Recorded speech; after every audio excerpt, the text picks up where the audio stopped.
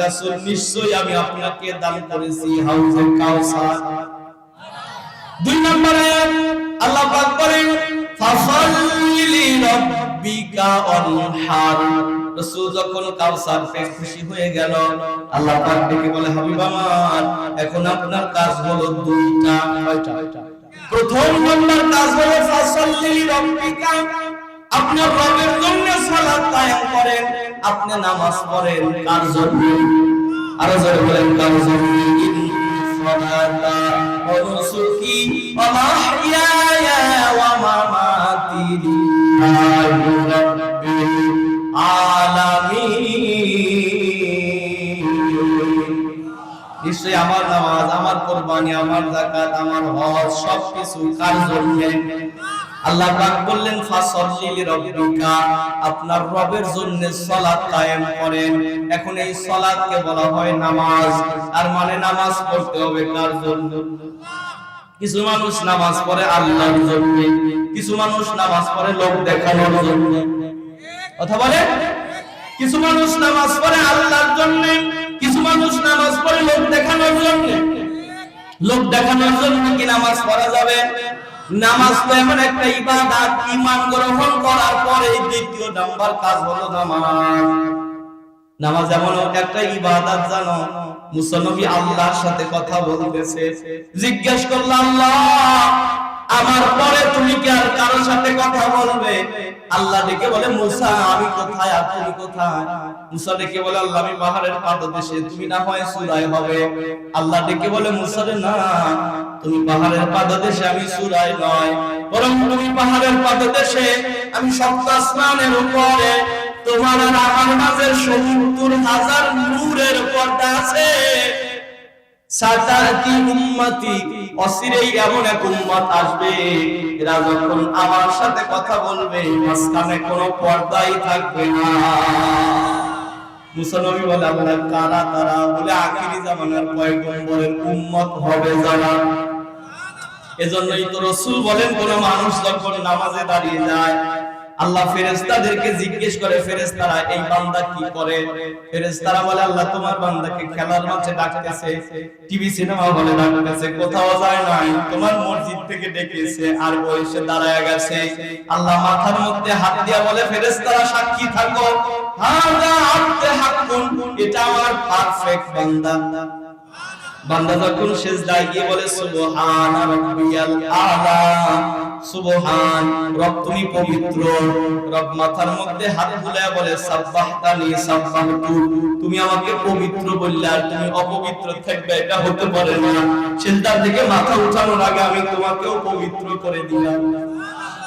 বান্দা যখন বলে আলা, রব তুমি মহান, রব দেখে বলে আলাইতানি ফাআলাইতুক, আমাকে মহান বললে তুমি মহান হবে না, এটা হতে পারে না, তোমাকেও আমি মহান বানায়া দিলাম। সাহাবীরা প্রশ্ন করলেন রাসূল কেমন মহান বানাইছে? রাসূল বলেন লাউলা শাবাবা কুশা, যদি ও মানুষেরা না থাকতো যারা আযান হতে দেরি, নামাজে দাঁড়াতে দেরি হয় না, আল্লাহ বলে আমি আসমান কেউ রাখতাম না, জমিন কেউ রাখতাম না, ধ্বংস করে দিতাম। আর মানে নামাজীদের কারণে পৃথিবীটা টিকে আছে। নামাজের কত দাম জানো? মানুষ যখন নামাজে দাঁড়ায় সরাসরি আল্লাহর সাথে কথা বলা শুরু করে দেয়। আমার বন্ধু শুধু কে খানে শেষ, ফিলানের পীর আব্দুল কাদের জিলানী রাহমাতুল্লাহ আলাইহি, নাম শুনেছেন আপনারা? আব্দুল কাদের জিলানী রাহমাতুল্লাহ আলাইহি ওনার কিতাবের ভিতরে লিখেছেন শুকুর যখন সকালবেলা ঘুম থেকে জাগ্রত হয়, শুকুর চেনেন কি? এটাকে শুয়োর বলা হয়, খিনজির বলে অনেকে।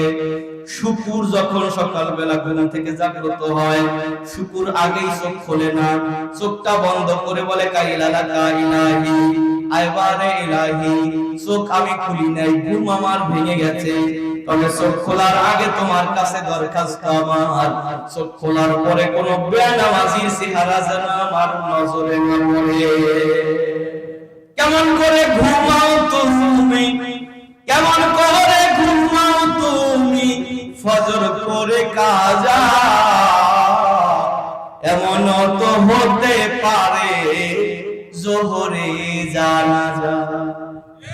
মুসলিম হয় না জন্ম নিলে মুসলমানের ঘরে, কাফের মুমিন তফাত রে ভাই নামাজের পরে।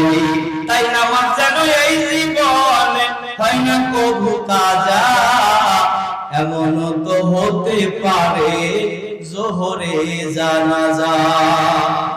তাহলে এই নামাজ কি পুরুষ মানুষ করবে না মহিলাদেরও করার দরকার আছে? রাসূল বলেন কোন নারী যদি 4টা কাজ করে আল্লাহ তার জন্য 8টা জান্নাতের দরজা খুলে দেয়। প্রথম নাম্বার হলো সালাত খামসাহা, 5 ওয়াক্ত নামাজ পড়া। আমার মা বোনেরা এই নামাজ পড়ে কিন্তু সময় মতো কি করে? দেখবেন ফজরের নামাজ পড়তে পড়তে সূর্য উঠে গেছে, আবার যোহরের নামাজ পড়তে পড়তে আসর লেগে গেছে। কাজে চাপ যদি থাকে 3 ওয়াক্ত একবারে পড়ে নিছে, কথা কোন? অথচ নবীজি বলেন মহিলারা নামাজ পড়বে 5 ওয়াক্ত, আল্লাহ দিবে বেহেশত। 2 নাম্বার হলো সামাত শাহরাহা, রমজান মাসে রোজা রাখা। মা বোনদেরকে বলবো মায়েরা রমজান মাসের রোজাটা ফরজ রোজাটা রাখতে হবে, নফল রোজাগুলো গুনে গুনে রাখতে হবে। ফরজ রোজা যদি শারীরিক কোনো কারণে না রাখা হয় পরবর্তীতে এটার কাজা আদায় করে দিতে হবে। 3 নাম্বার হলো আতাআত বালাহা, স্বামীর আনুগত্য করা। আমার মা বোনেরা নামাজ পড়ে আবার পড়ে না, রোজা রাখে আবার রাখে না, কিন্তু স্বামীর কথা মানতেই চায় না, কথা বলে।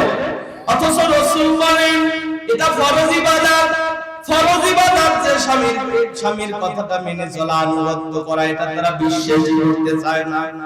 আল্লাহর হাবিব বলেন কোন নারী যদি স্বামীর আনুগত্য করে, আমি হাবিব বলছি লাউ আমার তো আহাদান আইয়াসজুদা লি আহাদিন, আমার শরীয়তে যদি আল্লাহ ব্যতীত কাউকে সিজদা করার অনুমতি থাকতো আমি বলতাম প্রতিটা নারী যেন তার স্বামীকে সিজদা করে। কারণ হলো স্বামীর নারীর কাছে সবচাইতে সম্মানিত মানুষ হলো তার স্বামী। কথা বুঝেছেন? কেমনে বুঝেছেন? হাদিসের ব্যাখ্যা শুনেন। রাসূল বলেন স্বামীর আনুগত্যের ব্যাখ্যা হলো 2টা, একটা হলো অভিযোগ আর একটা হলো চাহিদা। এই 2টা জিনিস করা যাবে না। যা এনেছে, যে দামের, যে মানের, যে ব্র্যান্ডের এনেছে, রাসূল বলেন সেটাই যদি আলহামদুলিল্লাহ বলে গ্রহণ করে, আল্লাহর হাবিব বলেন ওই পরিবারে আল্লাহর রহমত বর্ষিত হয়। আজকে আমার আপনার ঘরে যে পরিমাণ সম্পদ আছে, সাহাবীদের ঘরে কি এই পরিমাণ সম্পদ ছিল? কিন্তু তাদের ঘরে শান্তি ছিল, আমার আপনার ঘরে শান্তি নাই। এর প্রথম কারণ হলো অভিযোগ আর চাহিদা।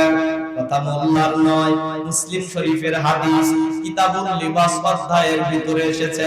আল্লাহর নবী বলেন আমি আমার আয়েশার জন্য কিনেছি মদিনার বাজার থেকে সাদা শাড়ি। আয়েশাকে বিয়ে করেছিল, আয়েশা ছিল ছোট মানুষ, ছোট মানুষের জন্য সাদা শাড়ি কি পারফেক্ট হয়েছে? কথা বলে। রাসূল সাদা শাড়ি কিনে প্যাকেট করে নিয়ে গেছে, আয়েশাকে বলল আয়েশা আমি তোমার জন্য কিনেছি, আমার পছন্দ। আয়েশা সিদ্দিকা প্যাকেট খুলে দেখে নাই, বুকের সাথে লাগায় আর মুখের সাথে লাগায় বলে আলহামদুলিল্লাহ, ও নবী আপনারও পছন্দ আমারও পছন্দ। রাসূল বললেন আয়েশা শাড়িটা ঘরের ভিতর থেকে পরিধান করে এসো। আয়েশা সিদ্দিকা ঘরে গেছে শাড়ি পরার জন্য, শাড়ি পরে সামনে এসে বলে দেখেন তো কেমন দেখা যায়। নবী আমার হাতখানা বাহির করে বলে আয়েশা রে ভালো দেখা যায়, এদিকে এসো। আয়েশা যখন কাছে এসেছে রাসূল বলে আয়েশা দাঁড়াও, আমি তোমার জন্য কিনেছি সাদা শাড়ি, তুমি পরছো রঙিন শাড়ি। আয়েশা রে কার এনে দেওয়া শাড়ি তুমি পরলে? আয়েশা সিদ্দিকা চমকে উঠে থমকে দাঁড়িয়ে গেলেন, ইয়া রাসূলুল্লাহ প্যাকেটের ভিতরে তো এই শাড়িটাই ছিল। রাসূল বললেন আয়েশা না, আমি সাদা শাড়ি কিনেছি। আয়েশা বলে নবীজি প্যাকেটে আমি রঙিন শাড়ি পেয়েছি। নবী বললেন আয়েশা তুমি কি মিথ্যা বলার চেষ্টা করতেছো? আয়েশা সিদ্দিকা কেঁদে দিয়েছে, নবীজি না, কখনো আমি আপনার সাথে মিথ্যা কথা বলিনি। আল্লাহর হাবিব বলেন তাহলে তুমি রঙিন শাড়ি কোথায় পেলে? জিবরাইল আমিন চলে এসেছে, ডাক দিয়ে বলে ইয়া রাসূলুল্লাহ ইয়া হাবিবাল্লাহ আপনি আপনার আয়েশাকে গালি দিবেন না, আপনার আয়েশা যখন প্যাকেট খুলে দেখেন আমি আলহামদুলিল্লাহ বলে বুকে লাগাইছে আর মুখে লাগাইছে, আল্লাহ ডেকে বলে জিবরাইল যাও আমার আয়েশার প্যাকেট থেকে সাদা শাড়িটা জান্নাতে রেখে জান্নাত থেকে একটা রঙিন শাড়ি আয়েশার প্যাকেটের ভিতরে ঢুকায়া দাও। ওগো নবীজি, আপনি যখন মারা যাবেন জান্নাতের ভিতরে আপনাকে এই সাদা শাড়ি দেখানো হবে। এটা হলো স্বামীর আনুগত্য, অভিযোগ আর চাহিদা এটা করা যাবে। রাসূলুল্লাহ ফাতেমাকে বিবাহ দেওয়ার সময় বলল, ফাতেমা আমি তোমাকে আলীর সাথে দিচ্ছি, আলীর বাড়ি নাই ঘর নাই কিন্তু ভিতরে ঈমান আছে, সুখের দিনের সুখটা ভাগ করে নিও, দুঃখের দিনে আলীর পাশে ফাতেমা তুমি থেকো। ফাতেমা আলীর পাশে কেমনে থেকেছে? 3 দিন পর্যন্ত ঘরে খাবার নাই। কয়দিন? সন্তানদের নিয়ে নবী পাকের বাড়ি এসেছে, রাসূল পাকের জিব বেচারা বাড়ি নিয়ে গেছে, বিকেল বেলা অপেক্ষায় আছে স্বামী ফিরবে, কোনো না কোনো খাবার নিয়ে ফিরবে। বিকেল বেলা আলী ফিরেছে, চেহারাটা মলিন। ফাতেমা ডেকে বলে, স্বামী রে চেহারা মলিন কেন? বলে আজকেও কিছু জোটাতে পারি নাই। ফাতেমা দৌড়া ঘরের মধ্যে যা দরজা বন্ধ করে দিল, জানালা দিয়ে আবার জিজ্ঞেস করে, স্বামী আবার বলেন চেহারা মলিন কেন? বলে আজকেও কিছু জোটাতে পারি নাই। ফাতেমা ডেকে বলে, প্রাণের স্বামী আমার, আপনি কি নবীজির জবান থেকে শোনেন নাই বিপদে যে ধৈর্য ধারণ করে তার সাথে আছে আল্লাহ, আর কোন কিছু পাওয়ার পরে যে শুকরিয়া আদায় করে তার সাথে আছে আল্লাহ। স্বামী রে, যাদের সাথে আল্লাহ থাকে তাদের চেহারা কখনো মলিন হতে পারে না। ও স্বামী তুমি হাসো, নইলে আমি দরজা খুলবো না। এটা হলো স্বামীর